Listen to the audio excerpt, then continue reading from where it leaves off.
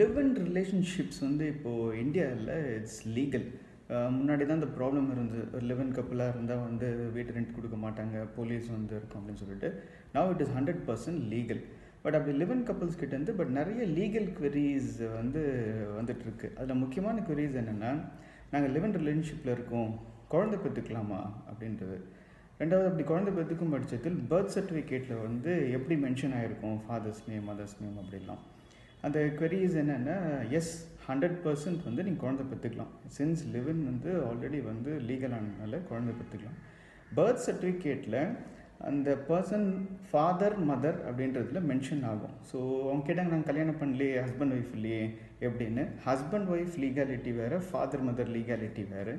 Birth சர்டிஃபிகேட்டில் என்னென்னா, அந்த டைமில் மதர் வந்து I am the mother, he is the ஃபாதர்னு ஒரு மென்ஷன் பண்ணணும்.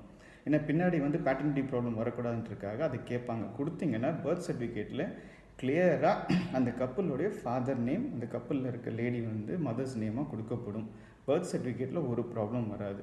செகண்ட் என்ன கேட்டாங்கன்னா, ஒரு வெட்டட் கப்புள் அவங்களுக்கு இருக்க அதே ரைட்ஸ் வந்து இந்த மாதிரி லிவ் இன் ரிலேஷன்ஷிப்பில் வந்து குழந்தைக்கு இருக்குமானா 100% இருக்கும். Whether it comes to inheritance, maintenance and other things, welfare of the kid, எல்லாமே வந்து ஒரு மேரிட் கப்புளோடைய குழந்தைக்கு இருக்க எல்லா ரைட்ஸும் இந்த குழந்தைக்கும் இருக்கும். Point number 1.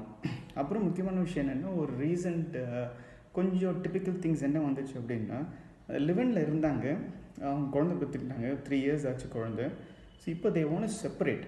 So how to I separate பண்ணும்போது, ஏன்னா டிவோர்ஸ் போக முடியாது, ஹஸ்பண்ட் ஒய்ஃபாக இருந்தால் தான் டிவோர்ஸ்க்கு போக முடியும். ஸோ இப்போ குழந்தையோட கஸ்டடி அப்படின்னு நீயா நானா அப்படின்ற ஒரு கொஷின் வந்துச்சு ரீசெண்டாக. That is 2022.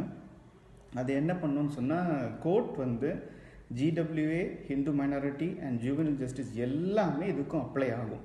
Because child custody is completely different from marriage. Husband ஒய்ஃபாக இருக்கணும்ட்டு இல்லை. ஸோ இந்த கப்பலில் என்ன ஆச்சுன்னு சொன்னால், 3 விதமான கஸ்டடி கிடச்சிது. ஒன்று ஃபிசிக்கல் கஸ்டடி, ரெண்டாவது லீகல் கஸ்டடி, தேர்ட் வந்து ஒரு ஜாயிண்ட் கஸ்டடியே வந்து இந்த ஜட்ஜ்மெண்ட் வந்துச்சு. மெட்ராஸ் ஹைகோர்ட் தான். ஸோ எப்படி கஸ்டடி வேணும் அப்படின்னு சொன்னால், ஸோ நீங்கள் எப்படி நார்மலாக ஒரு வெட்டட் கப்புள் கஸ்டடி கேட்பாங்களோ அதே மாதிரி கேட்கலாம். லிவ்-இன்ல இருக்கும், இது அப்ளை ஆகுமா, அந்த query-யே வேணாம், 100% இது அப்ளிகபிள் ஆகும். அப்படி ஒரு ஜட்ஜ்மெண்ட்டும் வந்திருக்கு.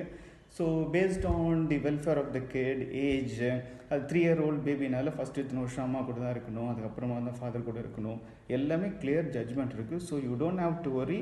லிவ்-இன் ரிலேஷன்ஷிப்பில் இருந்து பிறக்கிற குழந்தை வந்து வெட்டட் கப்புளுக்கு ஆறு குழந்தைக்கு வேண்டிய எல்லா ரைட்ஸும் அப்படியே இருக்கும். இந்த டைம் ஆஃப் செப்பரேஷன், அது லிவ்-இன் ரிலேஷன்ஷிப்பில் இருக்கவங்க செப்பரேட் ஆனாங்கனாலும் child will not be affected. சைல்டுக்கு லீகலி வேண்டிய எல்லா ப்ரொடெக்ஷனும் இருக்கும். அதில் ஜாயிண்ட் கஸ்டடின்னு ஒன்று 2 லிவ்-இன் கப்புளுக்கு ரீசன்ட் டைம்ஸ் நம்ம வாங்கி கொடுக்க முடிஞ்சது. அது இட் இஸ் மியூசுவலி வெரி குட். ஏன்னா லிவ்-இன் இருக்காங்க, அப்புறம் அவங்க செப்பரேட் ஆகி போகிறாங்கன்னா they will take their own course also.